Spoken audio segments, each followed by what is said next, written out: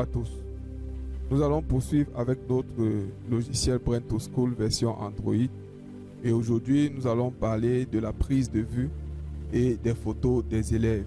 Nous voulons créer sur notre application Android cette fenêtre qui nous permettra d'afficher les noms des élèves avec leurs photos et aussi de permettre que si un élève n'a pas de photo, qu'on puisse filmer cet élève et sauvegarder sa photo directement dans la base de données.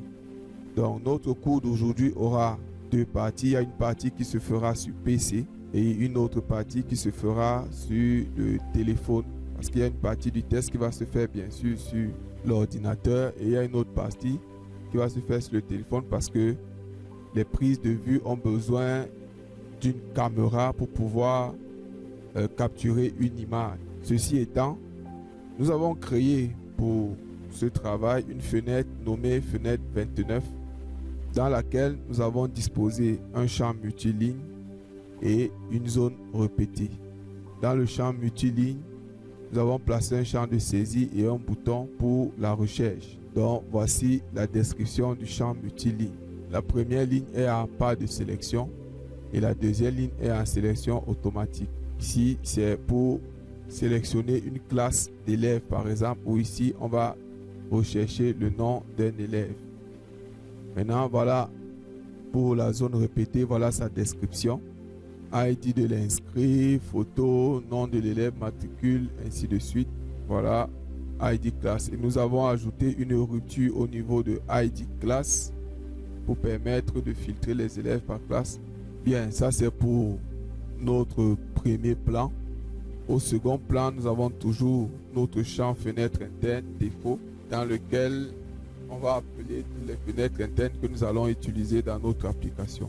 Et dans le troisième plan, nous avons placé une image, cette zone avec le nom de l'élève et son matricule.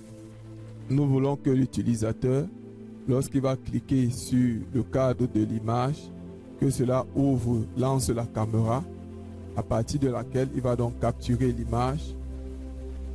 Après que l'image soit capturée, l'utilisateur va cliquer sur le bouton valider pour sauvegarder cette image dans la base de données. Voilà, c'est tout pour la présentation de l'interface. Maintenant, nous allons commencer par présenter le code. À l'initialisation et à la déclaration globale de la fenêtre 29, nous avons écrit le code suivant tel que vous voyez à l'écran. Le code de la zone multiligne option est le suivant puisque la première ligne est en pas de sélection. Donc la deuxième option doit ouvrir la classe et on va lui envoyer l'indice 29. Ok.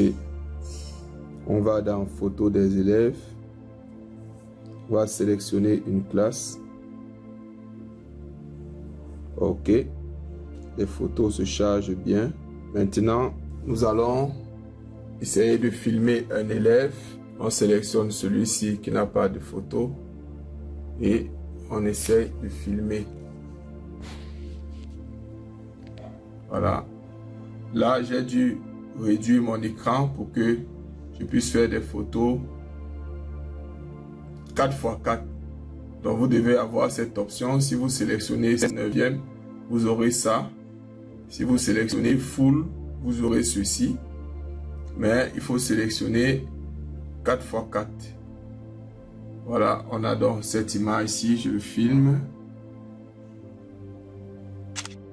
OK. Là, je valide. L'image est là. Et si je clique sur le bouton valider, voilà,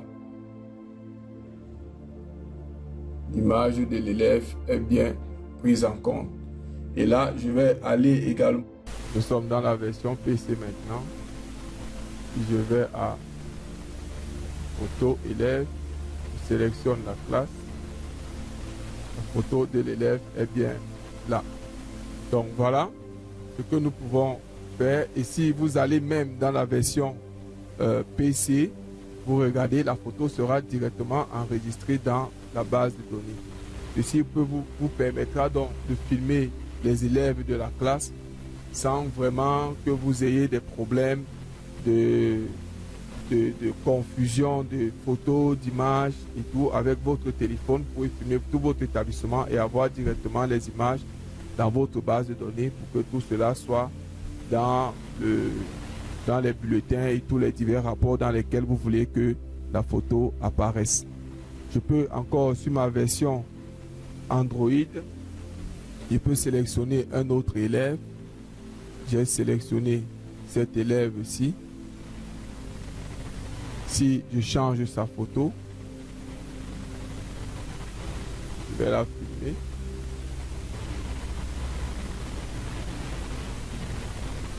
Voilà. J'ai filmé. Je capture l'image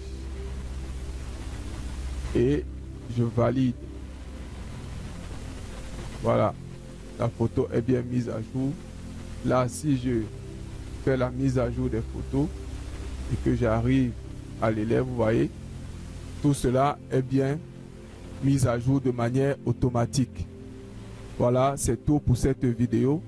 N'oubliez pas de liker, de partager, de commenter afin que notre auditoire puisse continuellement grandir et que d'autres personnes puissent profiter de cette formation.